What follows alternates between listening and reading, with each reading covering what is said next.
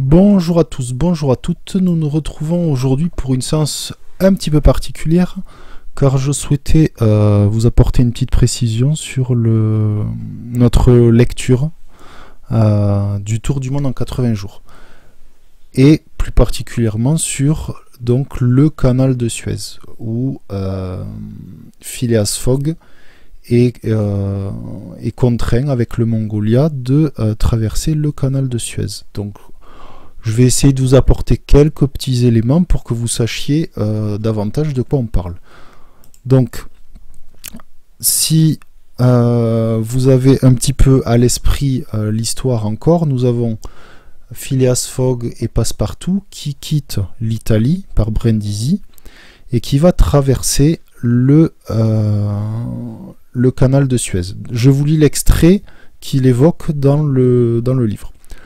Le Mongolia est un magnifique bateau en fer qui fonctionne non seulement avec des voiles, mais à la force de la vapeur qui actionne des hélices.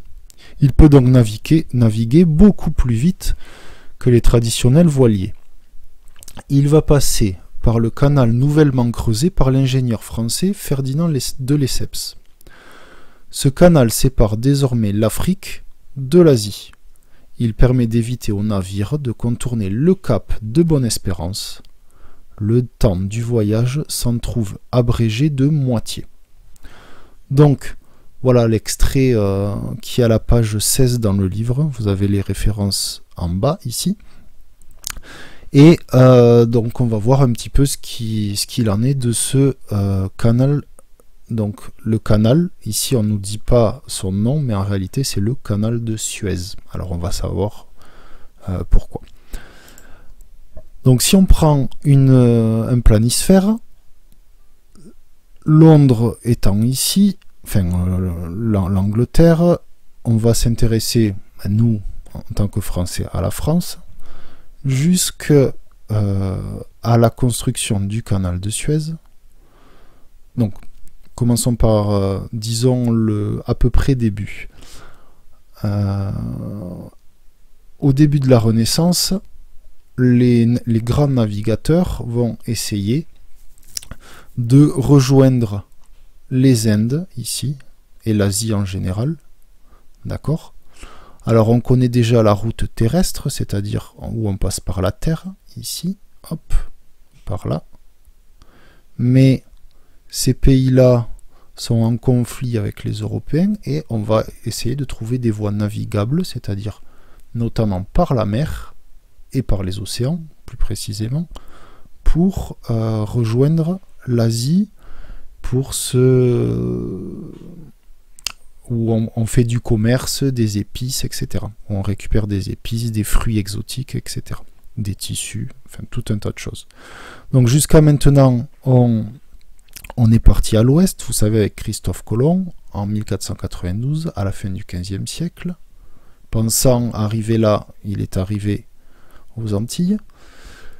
Et sinon, lorsque on arrive effectivement en Asie, jusqu'à la construction du canal de Suez, on longe l'Afrique, le cap de Bonne-Espérance qui est ici, dont on nous parle dans le Tour du monde en 80 jours, et on remonte, et on arrive dans par exemple, des comptoirs français comme Pondichéry ou d'autres. Voilà. Et en Chine, etc. La traversée dure environ donc au début du 19e siècle, elle dure environ 100 jours. D'accord, en fonction des vents, des courants, etc. C'est un peu plus long au retour parce que les courants sont moins favorables. Donc, mais à partir du 19e siècle, à la fin du 19e siècle, on va essayer de construire un canal ici. Alors l'idée est celle-ci. Par la terre, c'est compliqué parce qu'il faut traverser énormément de pays, la route est dangereuse, il y a des conflits, etc. Par la mer, là, ça fait quand même, par l'océan, ça fait quand même 100 jours. Et on se dit, prenons l'océan et les mers, mais essayons d'avoir une route plus courte.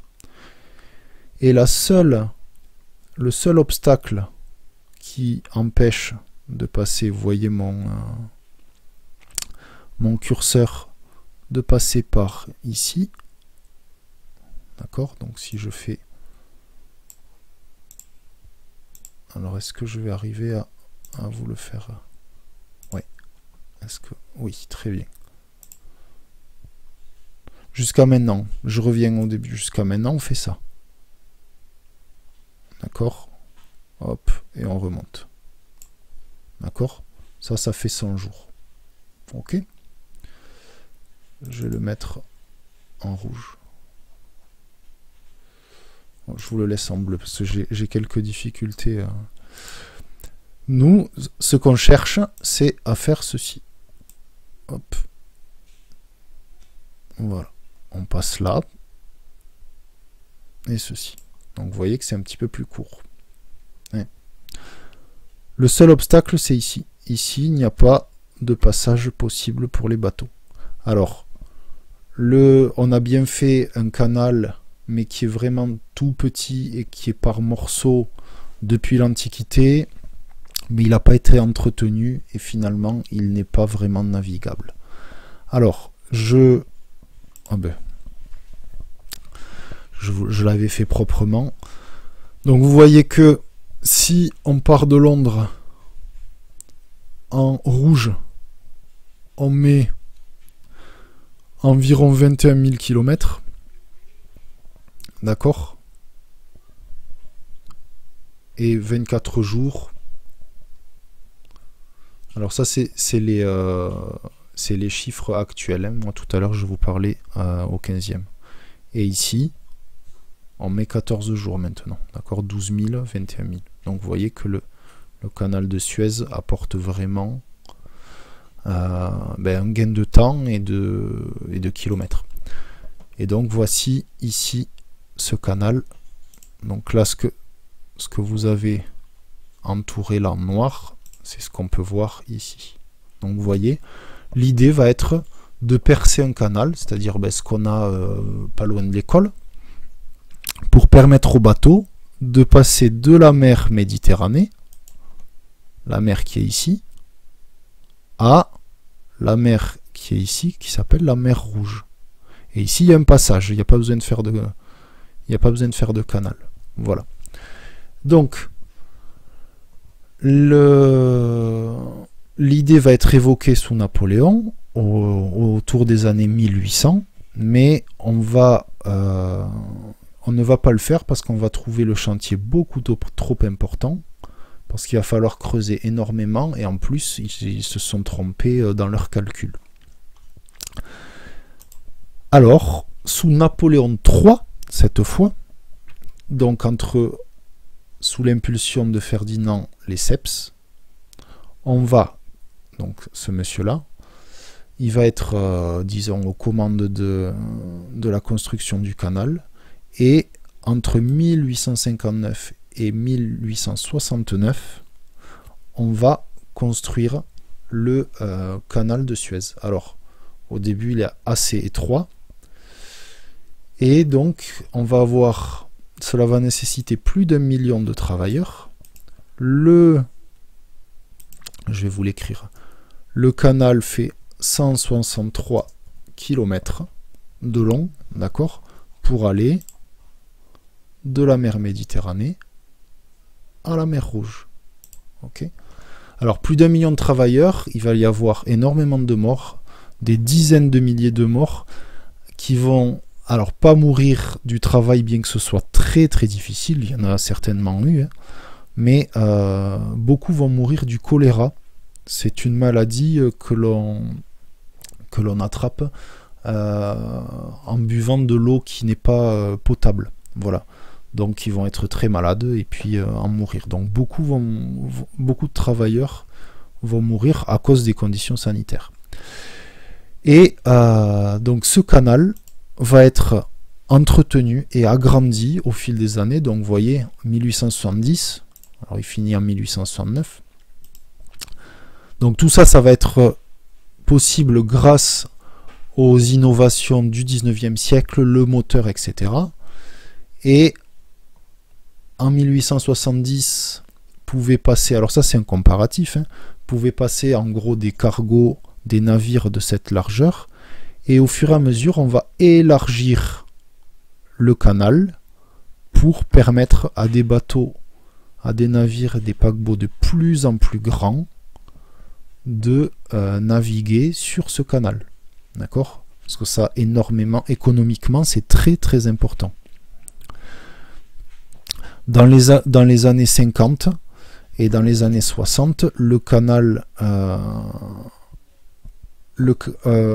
les années 60, pardon, la navigation a été interdite pendant 7 ans sur le canal de Suez, et économiquement, ça a été assez compliqué puisque les bateaux devaient faire le tour par le cap de Bonne-Espérance. Voilà.